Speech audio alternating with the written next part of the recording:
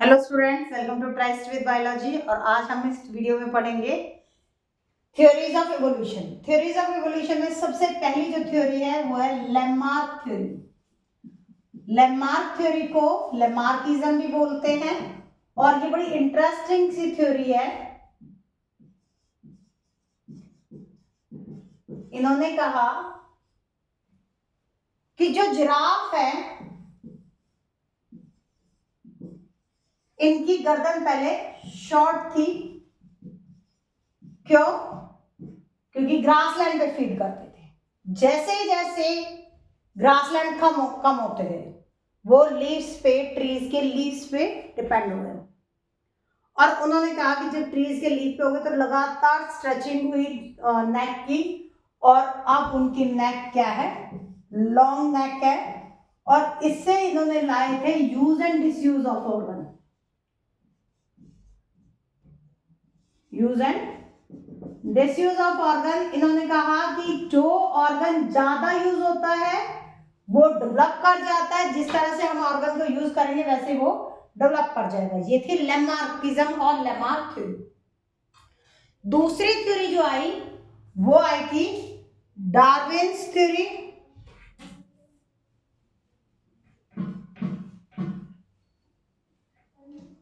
तो second theory जो थे वो डार्विन ने दी थी, तो उसे डार्विनियन थ्योरी बोलते हैं। जो डार्विन ने कॉन्सेप्ट दिया उसने कहा इवोल्यूशन जो है वो ग्रेजुअल इवोल्यूशन है। ग्रेजुअल इवोल्यूशन का मतलब धीरे धीरे हुआ है, लॉन्ग पीरियड ऑफ टाइम में हुआ है। ऐसे नहीं हुआ कि कोई चीज खत्म हो गई और बहुत ज्यादा स्ट्रेच हुआ उस ऑर्गन का, वो डेवलपमेंट नहीं। धीरे धीरे चेंजेस आए और एक लंबे पीरियड ऑफ टाइम के बाद में नई स्पीशीज का फॉर्मेशन हुआ, उसको उसने ग्रेजुअल इवोल्यूशन का।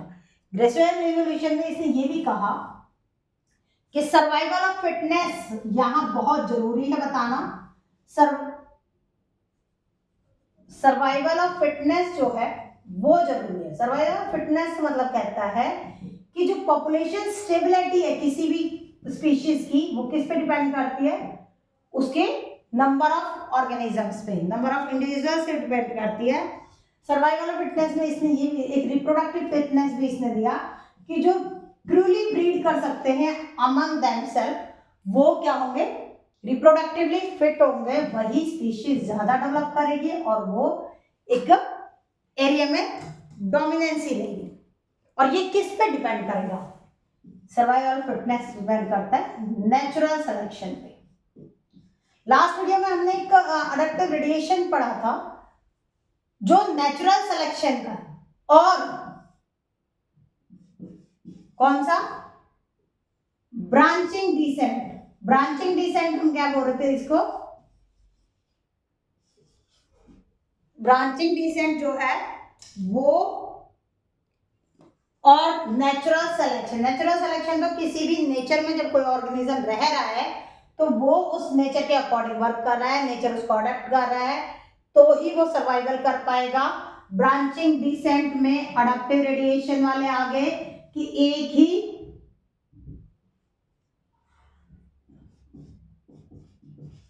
अडैप्टिव रेडिएशन में इन्होंने कहा कि एक ही जो ऑर्गेनिज्म है वो कैसे डेवलप करेगा अलग अलग टाइप्स में।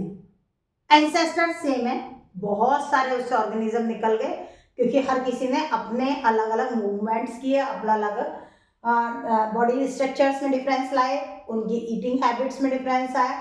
तो इसने ये जो है डार्विन ने नेचुरल सिलेक्शन को जो ब्लैक फिंचेस थी, डार्विन फिंचेस भी बोलते हैं, उनके ऊपर करा था। इन्होंने कहा कि जो ये फिंचेस है बर्ड्स है, एक्चुअल में ये बर्ड्स गैलापागोस आइलैंड में मिले इसको। ये गैलापागोस आइलैंड में गया, ये उसमें हमने पढ़ा भी है अडैप्टिव रेडिएशन में, और वहां से इसी थ्योरी को एक्सप्लेनेशन आ गया। और उन्होंने कहा कि आइलैंड में देखा कि अलग अलग बर्ड्स का जो बॉडी स्ट्रक्चर है वो तो डिफरेंट है लेकिन फंक्शन है जो वो सेम है, कॉन्वर्जेंट एवोल्यूशन वो शो कर रहा था, एनालॉगस एवोल्यूशन शो कर रहा था। उन्होंने कहा तो यहाँ जो इस आइलैंड पे था उसने एग्जांपल दिया, वहां से कॉन्सेप्ट लेके आया कि नेचुरल सिलेक्शन और ब्रांचिंग डिसेंट डार्विन थ्योरी के की पॉइंट्स आ गए। डार्विन ने नेचुरल सिलेक्शन में ब्लैक फिंचेस का एग्जांपल दे दिया, डार्विन फिंचेस का, और ब्रांचिंग डिसेंट में मार्सुपियल प्लेसेंटेशन जो अडैप्टिव रेडिएशन वाला एग्जांपल है वो आप इसमें एक्सप्लेन करोगे, जो कि लास्ट वीडियो में आ चुका है। ये थ्योरी थी इसमें जो एग्जांपल नेचुरल सिलेक्शन का, एक तो ये हो गया, दूसरा एग्जांपल नेचुरल सिलेक्शन का एक इंडस्ट्रियल मैलेनिज्म आया।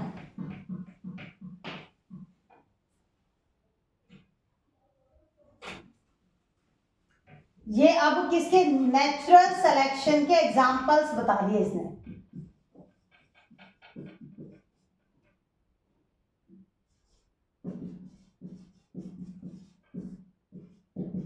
इंडस्ट्रियल मैलेनिज्म, ये देखो,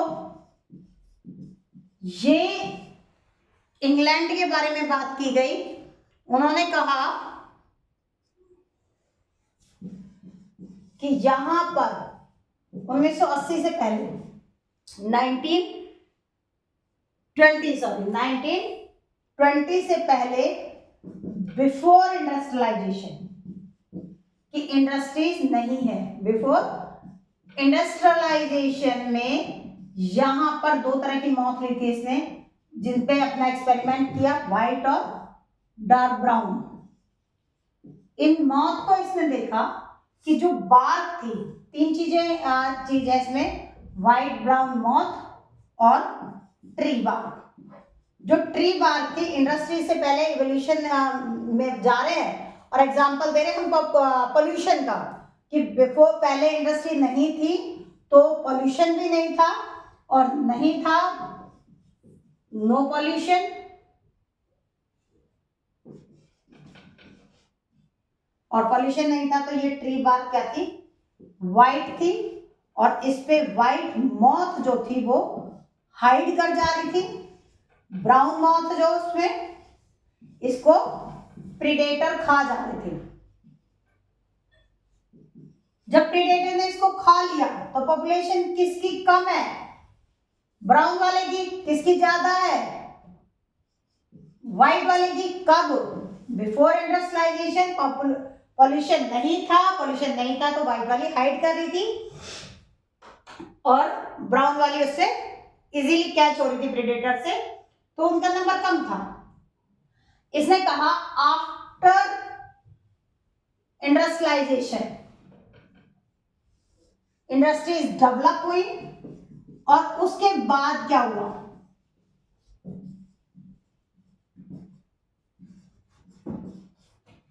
इंडस्ट्रियलाइजेशन जो हुआ उसमें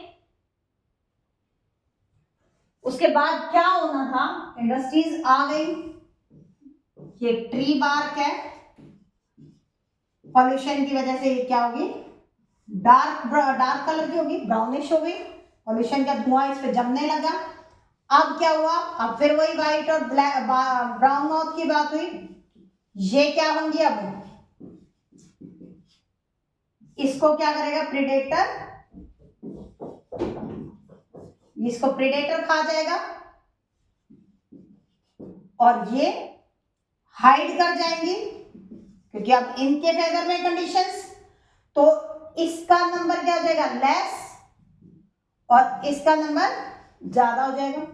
तो उसने कहा कि नेचर की वजह से हुआ, सराउंडिंग्स की वजह से इनका नंबर पहले ज्यादा था और इनका नंबर अब ज्यादा है। व्हाइट वालों का नंबर बिफोर इंडस्ट्रियलाइजेशन ज्यादा है, ब्राउन वालों का नंबर आफ्टर इंडस्ट्रियलाइजेशन ज्यादा है। तो ये किस पे डिपेंड हुआ, सराउंडिंग्स पे। एक और इसने एग्जांपल दिया डार्विन ने, ये एग्जांपल तो हमारे से है, हमारी सराउंडिंग से है, हम डेली अपने घर में भी देखते हैं। कैसा एग्जांपल, देखो बेटा, आप अपने पेरेंट्स से पूछना कि जब ऑल आउट या फिर जो भी ये गुड नाइट वाले जो मशीन्स आई थी शुरू में, जो केमिकल आए थे इंसेक्ट्स को, ये मॉस्किटो खत्म करने के लिए, मॉस्किटो किलर, तो हम लोग इन्हें लगाते थे ना, लगाते ही कमरे में बिल्कुल खत्म हो जाते थे मच्छर, कोई नहीं दिखता था। ऐसे ही स्प्रे करते थे क्रॉप के ऊपर, तो क्रॉप के ऊपर स्प्रे करते थे तो पेस्ट खत्म हो जाते थे, इंसेक्ट्स खत्म हो जाते थे। अब तो इतना तो जो है, इसी का सेकंड एग्जांपल हम पढ़ रहे हैं, इतना सारा पेस्टिसाइड यूज कर रहे हैं, इंसेक्टिसाइड यूज कर रहे हैं, जब भी जाके वो खत्म हो रहे हैं। क्यों? और अपने घर के एग्जांपल से लो, अब वो मॉस्किटो एक बड़ा रूम हो ना और ऑल आउट लगा दी जाए, या गुड नाइट, ये जो केमिकल्स आ रहे हैं आजकल मार्केट में, मुझे दो ही पता है, और भी बहुत सारे आ रहे हैं, तो ये क्या करेगा, ये खत्म नहीं कर पाता, मच्छर उसके ऊपर डांस कर रहा था, लो मारो मुझे, है ना। तो ये प्रॉब्लम कब कैसे शुरू हुई? ये इवोल्यूशन की वजह से। इससे ये पता चला कि इवोल्यूशन ये नहीं कि हमारे अंदर ही हो रहा है, हम ही अडॉप्टेशन कर रहे हैं, एनिमल्स बड़े वाले नहीं, इंसेक्ट हो, पेस्ट हो, इन सब में इवोल्यूशन हो रहा है। इन्होंने कहा केमिकल इवोल्यूशन, इसको केमिकल इवोल्यूशन ने कहा, ये इसको ना ये एंथ्रोपोजेनिक करके भी आता है। एंथ्रोपोजेनिक का मतलब होता है इंसान की वजह से, इंसान की वजह से इवोल्यूशन होता है। एंथ्रोपोजेनिक इवोल्यूशन में क्या है कि यूज ऑफ इंसेक्टिसाइड्स और पेस्टिसाइड्स, जो पेस्ट को मार दे और इंसेक्ट्स को मार दे, उनका यूज होने की वजह से इन्होंने क्या लीड करा? Lead the evolution of paste and insect. अब पेस्ट और इंसेक्ट ने अपना सिस्टम डेवलप कर दिया, भाई ऐसे थोड़ी मार सकते हैं, ऐसे थोड़ी हम तुमके केमिकल छिड़कोगे और हम मर जाएंगे। शुरू में तो मर जाते थे, फिर उनमें धीरे धीरे अडेप्टेशन बढ़ती गई, नेचर की वजह से उनमें चेंज आया, इसलिए नेचुरल सिलेक्शन का सेकंड एग्जांपल में जाएगा। पहला एक थ्योरी लेमार्क थ्योरी, दूसरी थ्योरी डार्विन थ्योरी, और अब तीसरी थ्योरी जो है वो है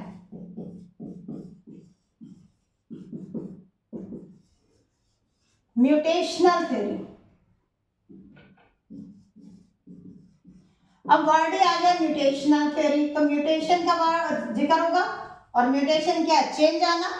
म्यूटेशनल थ्योरी कहता है निधि डीवरीज ने, हुगो डीवरीज, नाम तो सुना होगा, हुगो डीवरीज ने सॉल्टेशन एक टर्म दिया।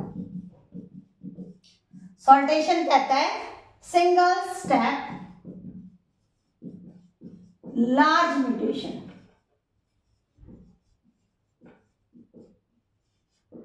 इसने कहा म्यूटेशन रैंडम है और डायरेक्शनलेस है,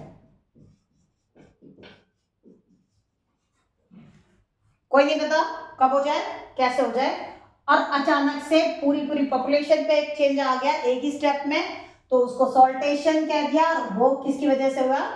ड्यू टू म्यूटेशन।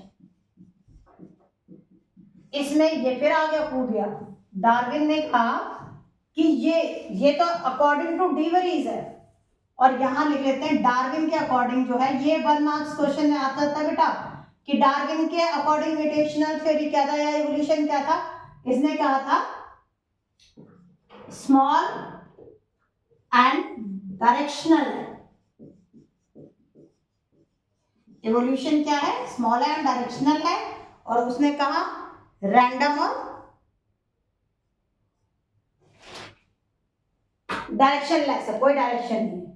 ये डीवरीज का म्यूटेशन थ्योरी में सॉल्टेशन एक्सप्लेन कर देना, कह देना कि सॉल्टेशन म्यूटेशन की वजह से हुआ, इसकी डिफाइन लिख देना, सिंगल स्टेप लार्ज म्यूटेशन को सॉल्टेशन बोलते हैं, और दूसरा पॉइंट में लिख देना कि डीवरीज ने कहा था कि रैंडम और डायरेक्शनलेस है जो है, और इसने एक ये भी कहा था कि एक ही स्टेप पे है, तो यहां ये क्या कह गया, ये ग्रेजुअल इवोल्यूशन है, और ये क्या गया, एक तो ये पॉइंट बन गया, दूसरा ये बन गया सॉल्टेशन वाला कि सिंगल स्टेप पे होगी, सिंगल स्टेप म्यूटेशन। ये देखो, अगर ये दो तरह से क्वेश्चन आता है, या तो ये दे देगा ह्यूगो डी और डार्विन इवोल्यूशन में डिफरेंस बताओ, तो आपने ये 2 पॉइंट लिखने हैं डिफरेंस के। अगर ये क्या देता है कि सॉल्टेशन क्या है, वो ये डिफाइन लिखनी है, single step large mutation. According to Darwin evolution theory किस पे थी, स्मॉल एंड डायरेक्शनल लेस थी, सॉरी डायरेक्शनल थी, और डी वेरिएंस की थ्योरी क्या थी, रैंडम और डायरेक्शनल लेस थी। इसमें से बहुत क्वेश्चन आते हैं, छोटा सा 2-4 लाइनों में एनसीईआरटी में लिखा हुआ है, और बच्चे उसे पढ़ते भी नहीं, वो ये पढ़ लेंगे डी वेरिएंस का, नीचे कंपैरिजन दिया हुआ है, वो पढ़ते नहीं। तो ये 3 थ्योरी है, किस किस की, पहली लैंडमार्क थ्योरी है, जिसमें जिराफ वाला एग्जांपल है, जिसमें बता रही है, तो आसान सा है, दिमाग में भी रह जाए कि जिराफ पहले घास पे फीड कर रहा था, घास खत्म हो गई, पत्तों पे फीड करने लगा, पत्ते ऊंचे थे, लगातार नेक स्ट्रेच करी तो लंबी गर्दन हो गई उसकी। डार्विन के में 2 नेचुरल सिलेक्शन